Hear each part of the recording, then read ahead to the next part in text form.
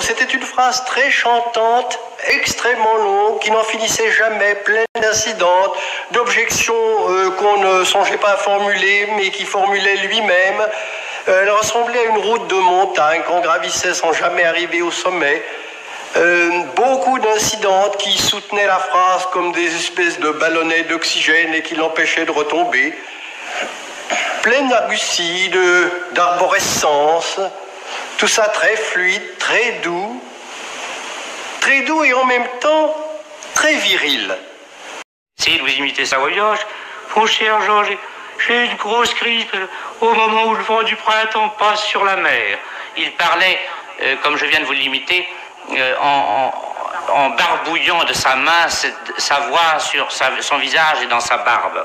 Vous jugerez sans doute malséant qu'on vous réveille à cette heure-ci, mais je ne sors guère de chez moi, je me lève tard, et j'ai d'ailleurs tort de me lever, car je pèse là le lendemain par des souffrances atroces et par un excès de soins ridicules et infinis, qui sont pourtant une nécessité, car il faut vivre avec sa maladie, on ne guérit jamais, et la maladie chronique est une vieille dame qui adore qu'on ait pour elle des égards. Vous auriez le droit de vous plaindre, vous aussi, bien que vous soyez un jeune homme et non une vieille dame, que je manque d'égards pour vous en sonnant à votre porte à minuit. Si j'ai pris cette liberté, c'est parce que j'avais le vif désir de connaître quelqu'un. Il s'agit qui a émis sur moi, on me l'a rapporté.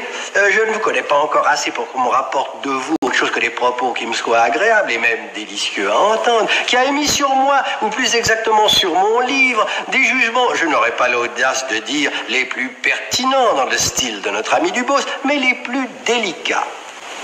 Mais ça, je le comprends, tu m'as dit. Il lui a dit, mais voyez-vous, Odilon, il faut que vous obteniez d'elle qu'elle reste. Parce que si elle part, elle me comprend même sans parler.